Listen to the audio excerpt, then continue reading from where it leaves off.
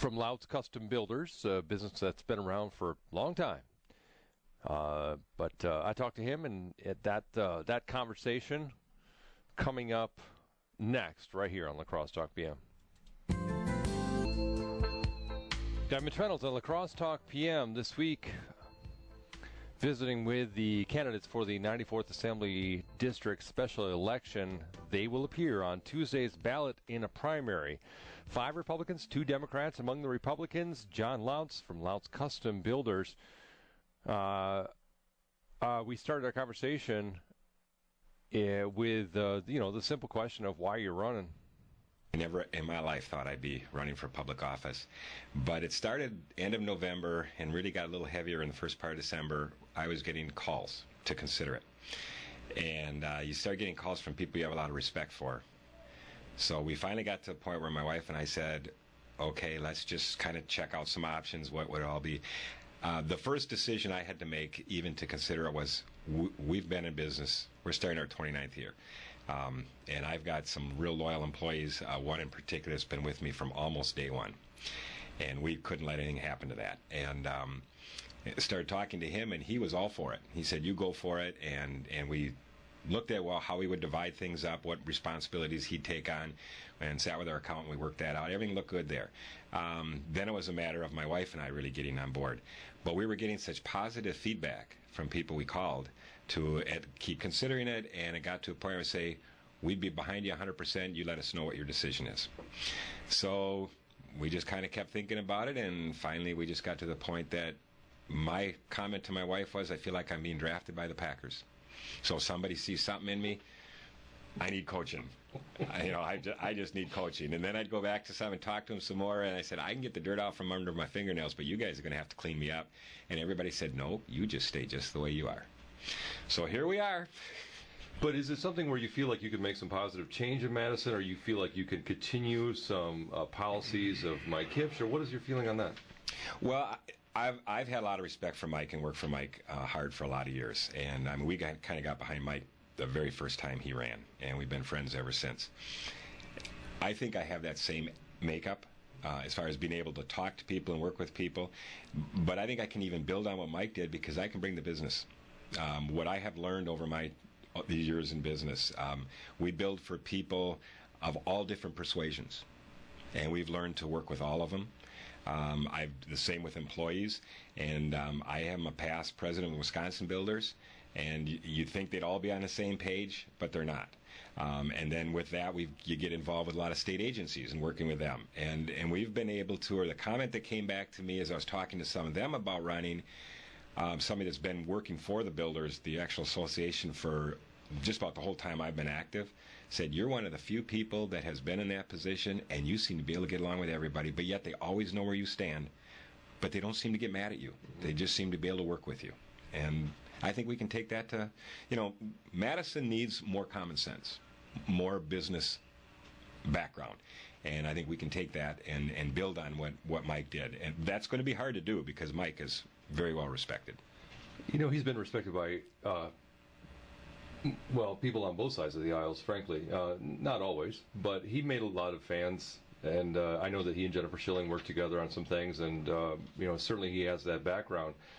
And you look at what we see as an increasingly partisan divide in Madison now, more than I think I've ever seen, frankly. And you go back to what you were talking about, being able to work with various people, different people, and you kind of have to do that. How do you do that? How do you work with the other party? How do you work with your own party and still manage to keep your constituents in the 94th district at the front of your mind? How do you do all that? Well, the last thing you said is the first thing that's on my mind. The constituents always come first. If elected, that means that there's more people that want you there than don't. Jennifer, I have gotten along with Jennifer well over the years, and through my involvement in the builders. In fact, she came to us a number of years ago, and the State Builders Association always gives out kind of awards for people that have worked on our issues, and she wanted to know how to get more involved in that. And we started working together, and I found Jennifer to be very open-minded to a lot of things. What we see in Madison today is totally different. I agree. I mean, I've been a resident here since I was born. I have never seen anything like this. And talking to others who have worked in Madison, they're saying, I had a conversation with Brian Root, and he said he's never seen anything like this. I think as those things start to settle down, and as both, everybody is so polarized right now, and one side says one thing and one side says another thing, we got to put it all back together. And as things settle down, I think we're going to go back to where we were. This side of the state, the 94th, 95th district area over here, has always had a good working relationship. And I really feel that when it settles down, we're going to be right back there again. I've got a lot of respect for Jennifer, and I'm looking forward to working with her if elected. I have a lot of respect for Dan Kapanke. He's really, taking it on the chin a little bit now. I don't know that anybody should be treated the way he's been treated. Mm-hmm. But on the other side, I give him credit because Dan has always voted for what he believes in. And he always puts his people first. So it was a tough thing. So I think we can mend that. I really do. We have to. We cannot work the way we are now. And that's the attitude I'm taking, that when we start, if I am elected, that's the first thing to do, is start reaching out and saying, look, we've got differences, but we've got to work together. We've got to find common ground, because this state has to start moving in a different direction. You don't see yourself doing the, stay in line, stay with the party, vote along party line? No, I don't. Okay. I really don't. All right. Dan Kapanke has been taking a lot of criticism, and clearly that has to do with almost exclusively with the budget repair bill that has now become basically the collective bargaining bill, because that's what it's become known for. That has become the dominating issue right now, and has been for a month at least. How did you feel about that when you first heard about it, and how do you feel about it now? I don't know that I've really changed how I feel about it. I certainly understand that there's public sector workers that feel like they're personally being attacked. I don't agree with that at all. I don't believe that the governor, I don't believe that the legislators had any particular grudge they were trying to bear. The issue is the state is broke. And at what part of broke some people aren't understanding, I don't know. Unfortunately, over the years, and this is on both sides of the aisle, it's one of the reasons that I'm really hoping I can get down there and work. As a business owner, I have learned you cannot promise employees something you can't pay unless you're willing to go broke. You're not doing anybody any service by going broke, because then their job is gone. And I have found that when you discuss that, when you talk about that with your employees, they're willing to come to the table and work with you. So was that kind of missing as this was all presented? I feel yes. Some of that discussion was missing. On the other side, when you're bleeding, the first thing you have to do is stop it. Mm-hmm. And again, we're viewing it from our side of the state, where we've been pretty good about working together.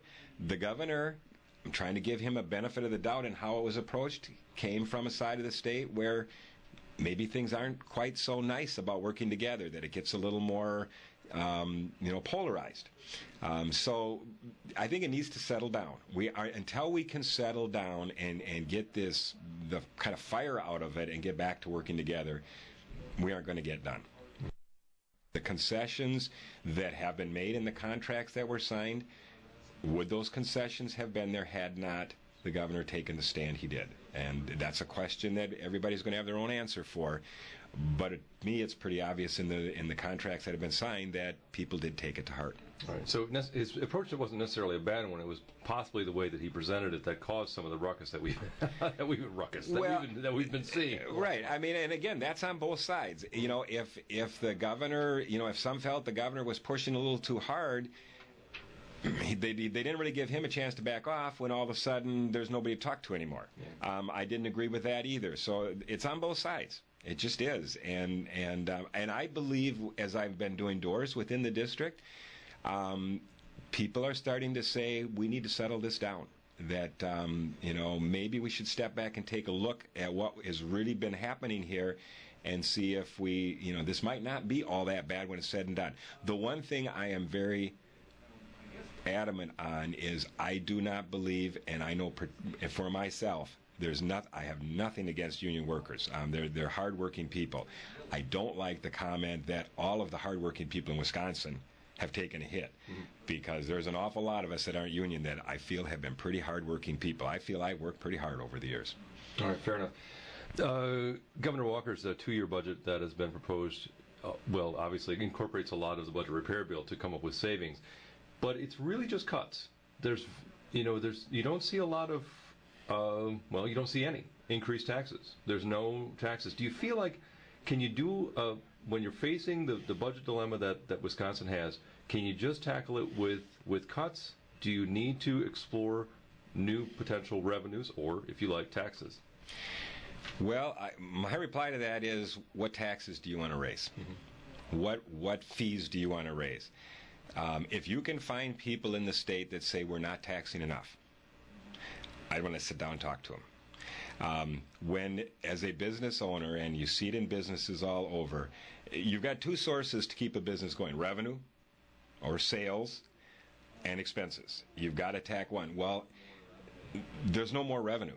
That's where Wisconsin is right now. We have been robbing to keep things going, and a business can only do that so long. The state is at a point where it can no longer do it. So cuts are where we are. The concessions that have been given, and in the governor's budget, he's saying these are cuts, but if some of this concessions and his bargaining stuff is handled, it will offset the cuts. And what I'm hearing and seeing and reading in some of the contract settlements, it looks like, while it may not be dollar for dollar, it's getting us very close to where we need to be. So I think we're on the right track. We have to cut. Of all the people that have cut in their homes and in their businesses over the last few years, Mitch, the state of Wisconsin has not cut. So it's time that the state has to learn that there are some very hard choices to make. One of the things I thought of as I was running, and I believe I had it in my announcement, as a business owner, we have had to do a lot of things to keep the doors open. Housing has down 85% since '06. 85% is a lot. And all of us have had to do some tremendous things to keep our business afloat. The hardest decision is who you're going to lay off. And I think the governor made it very clear he didn't want to make that call either. So this is where we are. I have made those decisions where you look somebody in the eye and say, Friday will be your last day. And they're going to go home and tell their family that. And they've got kids. You do everything else before you have to lay somebody off. And I believe that's where the governor's coming from. People say he's not being real soft about it, or he's not showing a lot of compassion. Just the fact that he doesn't want to lay anybody off is, in my mind as a business owner, shows a lot of compassion.